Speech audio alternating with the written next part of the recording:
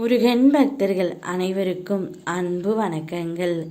என் அன்பு குழந்தையே, நீ உயிராய் நேசிக்கும் உறவை பற்றித்தான் ஒரு முக்கிய செய்தியை உன்னிடம் பகிர்ந்து கொள்ள இப்பொழுது உன் அப்பா நான் வந்திருக்கின்றேன் தங்கமே. இதை முழுமையாக கேள்.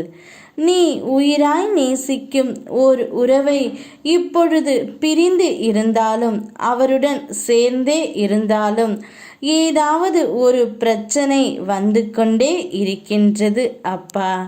துன்பங்களை மட்டுமே அனுபவித்து கொண்டு இருக்கின்றேன். இன்பத்தை தாண்டி துன்பங்கள் மட்டுமே என்னுடைய வாழ்க்கையில் பெருகி உள்ளது.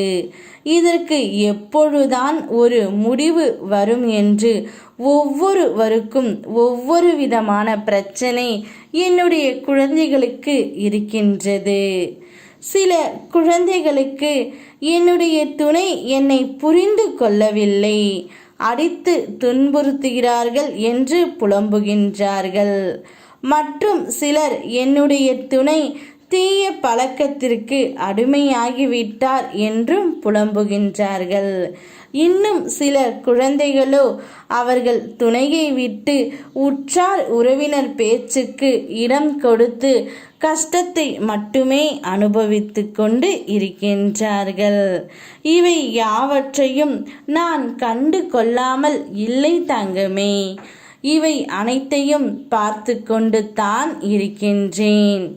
என் பிள்ளைக்கு என்ன தேவையோ அதை தகுந்த நேரத்தில் நிச்சயமாக நான் அளிப்பேன். உன்னுடைய துணை பிரிந்து நீ மிகவும் கஷ்டப்பட்டு கொண்டு இருக்கின்றாய். நீ உயிராக நேசித்த உறவு உன்னை புரிந்து கொள்ளவில்லையே என்று அழுது கொண்டு இருக்கின்றாயா தங்கமே? கவலைப்படாதே. உன் துணையிடம் உன் அருமை புரியும்படி உன் முருகனப்பா நான் செய்கின்றேன். உன்னை சுற்றி இருக்கும் உற்றார் உறவினர்களால் உன் துணையை இப்பொழுது பிரிந்து தவித்து கொண்டு இருக்கின்றார். சிலரின் சூழ்ச்சியாலும் சிலரின் சதி செயல்களாலும் நீ அவர்களை விட்டு பிரிந்து இருக்கின்றாய். உன்னை விட்டு அவரால் இருக்க முடியாது என்ற உண்மையை உனக்கு புலப்படும்படி உன் அப்பா நான் செய்ய ஆயத்தமாகி விட்டேன். அவரே உன்னிடம் கொண்டு வந்து சேர்ப்பது என்னுடைய கடமை. அப்பொழுதுதான் நீ சந்தோஷமாக இருப்பாய் என்று எனக்கு தெரியும். கூடிய விரைவில் அவர் தானாகவே உன்னை தேடி வருவார். சந்தோஷமாக இரு. யாம் இருக்க பயமேன். ஓம் முருகா.